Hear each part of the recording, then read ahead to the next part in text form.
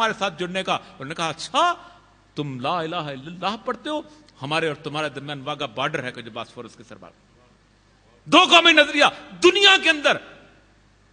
میں نے کہا تمہارا یورپ کس نے کھینچی ہیں لائنیں کہ یہ یورپ کی لائن یہاں سے یہاں تک ہے؟ کہتے کہ جغرافی کے ماہرین نے, وہ جو بہت بڑے ہسٹورین تھے. میں نے کہا بکواس کرتے ہیں آپ لوگ, یہ وہ یورپ تھا جو کروسیڈز کے وقت, صلیبی جنگوں کے وقت جن لوگوں نے چندہ دیتے تھے. تم نے کہا یہاں سے یہاں تک یورپ ہے, اس کے آگے یورپ نہیں ہے.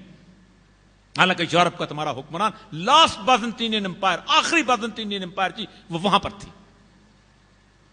دوسری بات میں نے اس کو کہا, میں نے کہا تمہیں پتا ہے کہ صرف 4 سال کے اندر 2 ملک ایسے ہیں جو 2 قومی نظریہ کی بنیاد پر آج بھی آزاد ہوئے ہیں.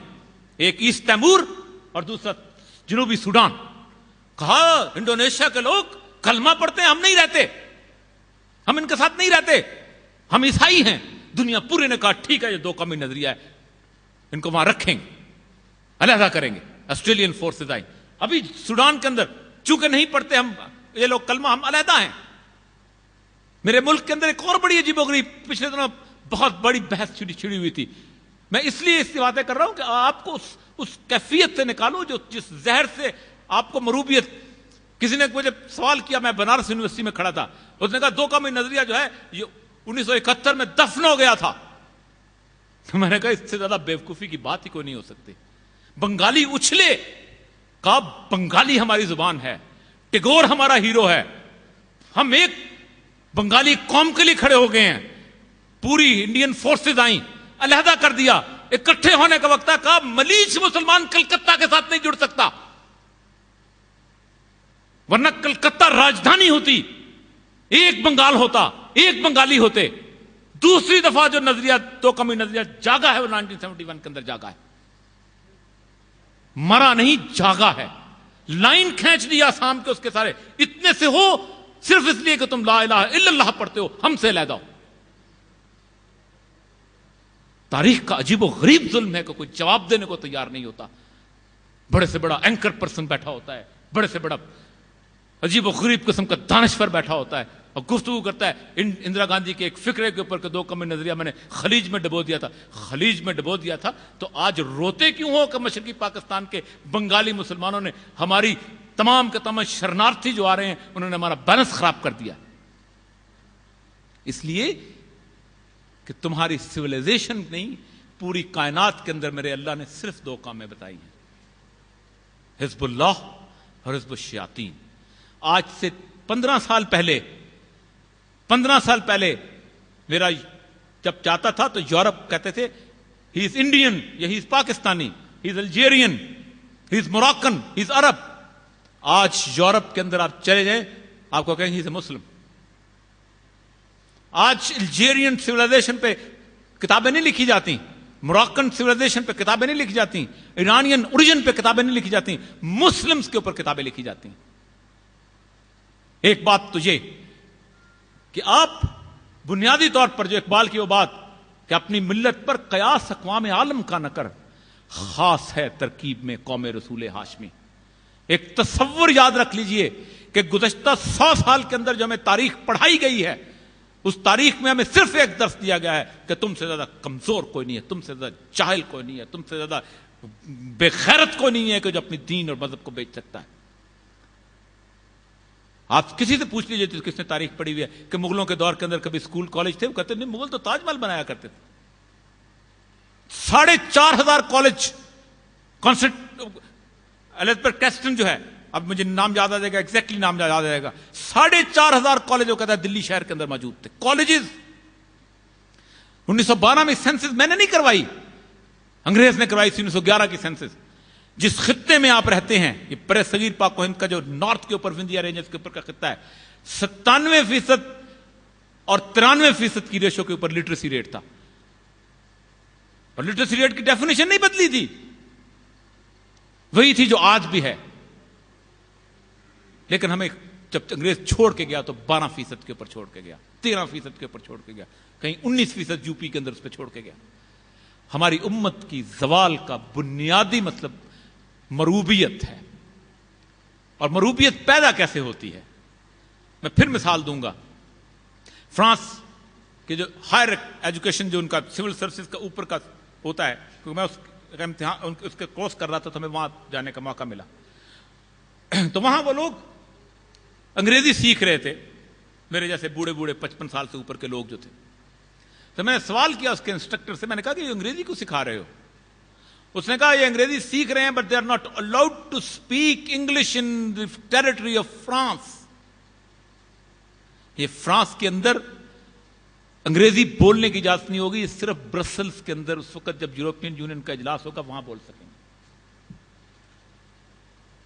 ہمارا معاملہ یہ ہے کہ ہمیں بے زبان قوم بنایا گیا. دنیا کی 5000 سال کی تاریخ کے اندر کوئی ایک قوم ایسی نہیں جس نے کسی دوسرے کی زبان میں علم حاصل کیا اور ترقی کی. ایک قوم بھی نہیں ہے. ہم سے کہتے ہیں ہمارا انگریزی کے بغیر گزارا نہیں ہوتا، آسٹریلیا سے نہیں کہتے، پرتگال سے نہیں کہتے، سویڈن سے نہیں کہتے، ڈنمارک سے نہیں کہتے، جرمنی سے نہیں کہتے. چھوٹے چھوٹے ملک ہیں، چائنا تو بہت بڑی بات ہے، 50 لاکھ کی آبادی کے ملک ہیں، پی ایچ ڈی تک اپنی زبان میں کراتے ہیں. وہی بات جو میں نے پہلے کی تھی کہ جب تک آپ اپنی زبان کے اندر علم ٹرانسفر نہیں کرتے آپ ترقی کر ہی نہیں سکتے، آپ آگے بڑھ ہی نہیں سکتے. میں اکثر مثال دیا کرتا ہوں کہ کیرن آرمسٹرانگ سب سے پاپولر کتاب لکھنے والی آج کی رائٹر ہے. اس کی بیٹل فار دا گاڈ جو ہے وہ 1988 یا 90 کے اندر میں خیال آئی ہے، وہ مارکیٹ میں آئی ہے. اس کی کتاب کے ابھی تک 30 کے قریب ایڈیشن شائع ہو چکے ہیں. اس کا مطلب یہ ہے کہ کم از کم 2-2.5 لاکھ لوگوں نے وہ کتاب اس ملک کے اندر پڑھی ہے ترجمہ ہو کے. اگر وہ انگریزی میں ہوتی 5 آتے کراچی کے اندر اس کی کتابیں، اس کی آتی بکس 5 آتی لاہور میں، 5 آتی اسلام آباد میں، 5 آتی پشاور میں، 100 سے زیادہ لوگ نہ پڑھتے. آپ علم حاصل کر سکتے ہیں کسی کی زبان کے اندر but you can not be creative in somebody else's language. آپ اس کے اندر کریشن نہیں دکھا سکتے. میں لمس کے پچھلے دنوں ایک بورڈ آف گورنرز کے اجلاس کی کاروائی سن رہا تھا، انہوں نے کہا کہ ہمارے اندر ریسرچ نہیں ہو رہی. میں نے کہا ہو ہی نہیں سکتی، اس لیے نہیں ہو سکتی کہ تم اپنی زبان کے اندر سوچ نہیں رہے. 1979 کے اندر ایران کے انقلاب کے بعد انہوں نے فیصلہ کیا کہ ہم دنیا کی ہر کتاب جو ہے وہ فارسی کے اندر لے کے آئیں گے، نظام تعلیم اس کے اندر لے کے آئیں گے. آپ حیران ہوں گے کہ فارسی کے اندر جب انہوں نے نظام تعلیم لے کے آئے، آج اس کو سافٹ ویئر کا صورتحال یہ ہے کہ ایک طرف سے کتاب ڈالتے ہیں، سافٹ ویئر میں ڈالتے ہیں، صرف 15 دن کے اندر وہ کتاب دنیا کی ترجمہ ہو جاتی ہے. گزشتہ 12 سال سے کوئی سال ایسا نہیں کہ جب ایران سے ایک شخص نوبل پرائز کے لیے نامنیٹ نہیں جاتا. ہمارا معاملہ صرف یہ ہے کہ ہم نے کوئی ایسا کام جو ہے، اس کی وجہ کیوں آپ کو یہ سارا کچھ پڑھایا جاتا ہے؟ اس لیے پڑھایا جاتا ہے کہ جب آپ اپنی زبان میں، جب آپ اردو پڑھیں گے تو آپ اس کے ساتھ لینگویج آف اوریجن پڑھیں گے. دنیا میں اکیلی نہیں پڑھائی جاتی. ہمارے ساتھ ظلم یہ کیا گیا کہ ہمیں اکیلی اردو پڑھائی گئی. انگریز جب انگریزی پڑھتا ہے تو لیٹن اور فرینچ بھی ساتھ پڑھتا ہے، کیونکہ اگر وہ لیٹن نہیں پڑھے گا تو پھر اس کو پتہ ہی نہیں چلے گا کہ لا کی ٹرمز اور بہت ساری میڈیسن کی ٹرمز جو ہیں وہ کہاں سے آئی تھیں، اوریجن کیا تھا. ہم جب اردو پڑھیں گے تو ہم لینگویج آف اوریجن پڑھیں گے تو فارسی عربی بھی پڑھیں گے. اور جب آپ اپنی زبان پڑھتے ہیں تو آپ اپنے ہیروز کے ساتھ اور اپنے علاقے کے ساتھ محبت شروع کرتے ہیں، اپنی جگہ کے ساتھ محبت کرتے ہیں. آپ کا ہیرو جو ہے وہ پوپائے دا سیلر نہیں ہوتا، عمر بن خطاب ہوتا ہے، خالد بن ولید ہوتا ہے. اس نے فرینچ نے کہا کہ میں اس لیے ان کو اجازت نہیں ہے کہ اگر انہوں نے انگریزی میں بولنا شروع کر دیا فرانس کے اندر تو یہ انگریزی بہیو کرنا شروع کر دیں گے اور فرانس کی آئیڈینٹی ختم ہو جائے گی. یا تو دین اس طرح پہ ہو کہ میرے رسول کے صحابہ کی طرح، کہ عرب ورلڈ کی طرح بن جائے. آج عراق سے پوچھو تمہاری سریانی کہاں چلے گی، آج شام سے پوچھو تمہاری عبرانی کہاں چلے گی، آج مصر والے سے پوچھو کہ تمہاری زبان کسی کو یاد نہیں ہے. یا پھر جس زبان کے اندر آپ ہیں اس کے اندر آپ علم کو ٹرانسفر کریں. پرتگال جیسا ملک پی ایچ ڈی اپنی زبان میں کراتا ہے، اتنا سا ملک ہے، 50-60 لاکھ کا ملک. بیلجیم جیسا ملک، 6 زبانیں بولی جاتی ہیں سوئٹزرلینڈ کے اندر، اتنا سا ملک ہے، 4 زبانیں آفیشیل ہیں، انہی کے اندر علم اور ترویج دی جاتی ہے، انہی کے اندر سارا علم منتقل کیا گیا. ایک کیفیت جو مسلمانوں کی کہ علم جو تھا، جو گم شدہ مال، وہ ہم سے چلا گیا. دوسری کیفیت مروبیت کی کہ ہمیں مکمل طور پر ایک ایسی تاریخ پڑھائی گئی اور ہمیں یونیفارمٹی آف ہیروز کے حساب سے ملایا گیا. اور تیسری چیز کہ ہمیں کیک کی طرح رکھ کے اس امت مسلمہ کو تقسیم کیا گیا. اور یہ کب تقسیم کیا گیا؟ 1920 19 کے درمیان میں. اور اس تقسیم کی بنیادی وجہ بڑی عجیب و غریب ہے.